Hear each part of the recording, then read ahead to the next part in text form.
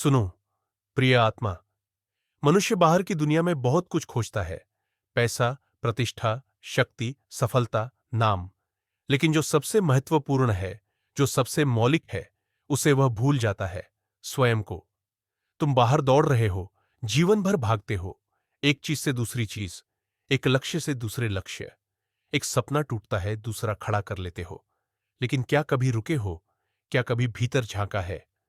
भीतर जाना, यही ध्यान है, यही समाधि है, यही धर्म है। ध्यान कोई क्रिया नहीं है, ध्यान कोई अभ्यास नहीं है, ध्यान कोई तकनीक नहीं है। ध्यान केवल देखना है, साक्षी होना है, बिना किसी हस्तक्षेप के। जब तुम चुप होकर बैठते हो, मन की गति को देखना शुरू करते हो। विचार आ रहे हैं, जा रहे हैं, तुम सिर्फ साक्षी हो जाते हो। तो धीरे धीरे तुम पाते हो कि जो तुम समझते थे कि मैं हूं, वह वास्तव में तुम नहीं हो। तुम्हारा मन तुम्हारे विचार नहीं है, तुम्हारा शरीर तुम नहीं हो, तुम्हारी भावनाएं भी तुम नहीं हो। तो तुम कौन हो? यह वही प्रश्न है जो प्रत्येक जागृत आत्मा ने स्वयं से पूछा है। बुद्ध ने, महावीर ने, कबीर ने, नानक ने, और मैंने भी। ओशो होने का अर्थ यही है, बाहर की यात्रा से भीतर की यात्रा में उतर जाना। तुम परमात्मा को खोजते हो मंदिर में, मस्जिद में, गिरजाघर में। लेकिन मैं तुमसे कहता हूं, अगर तुमने उसे कहीं पाया है, तो सिर्फ अपने भीतर। वह वहीं है, तुम्हारे हृदय की गहराइयों में, तुम्हारे मौन के केंद्र में। पर मन तुम्हें बाहर ले जाता है। मन हमेशा भीड़ में रहना चाहता है। विचारों की भीड़, लोगों की भीड़, कामनाओं की भीड़। और ध्यान भीड़ से बाहर निकलने की कला है। ध्यान का अर्थ है, तुम अकेले हो जाओ, मौन हो जाओ। लेकिन वह मौन जो दबाया हुआ नहीं है, जो स्वाभाविक है। जैसे कोई कमल का फूल पानी में खिला हो, उसी तरह ध्यान में तुम्हारी चेतना खिलती है। जब तुम ध्यान में उतरते हो, तब तुम पहली बार सच में जीना शुरू करते हो। बाकी सब तो बस अस्तित्व की नकल थी, एक रोबोट जैसा जीवन। समाज ने जो तुम पर थोपा, वही दोहराते रहे। ध्यान तुम्हें स्वतंत्र बनाता है। ध्यान तुम्हें मुक्त करता है, दूसरों के विचारों से, परंपराओं से, अंधविश्वासों से। तुम्हारे भीतर जो मौन है, जो शांति है, जो संगीत है, वही तुम्हारा असली स्वरूप है।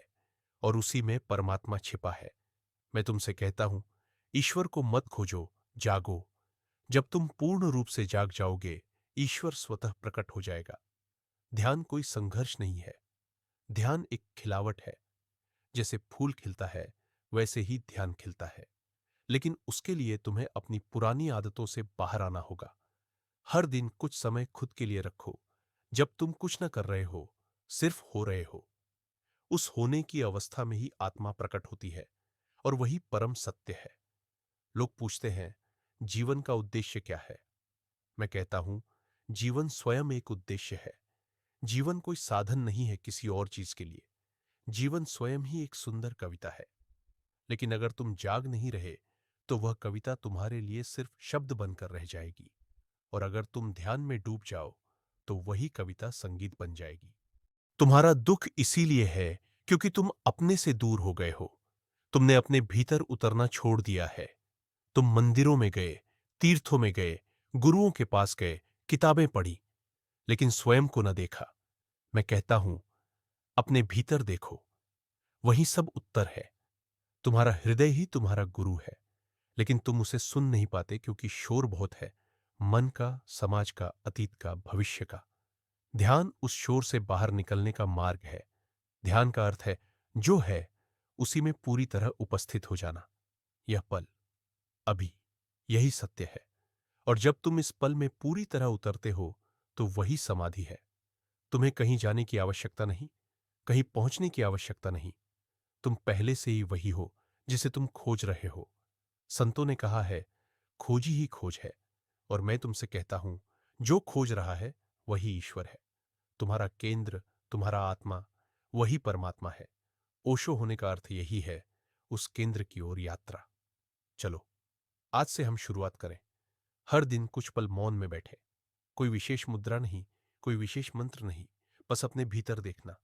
शुरू में मन भागेगा, यह स्वाभाविक है। लेकिन धीरे धीरे तुम अपने भीतर एक दरवाजा खुलता पाओगे। और उस दरवाजे के पार है अनंत शांति, आनंद, प्रेम।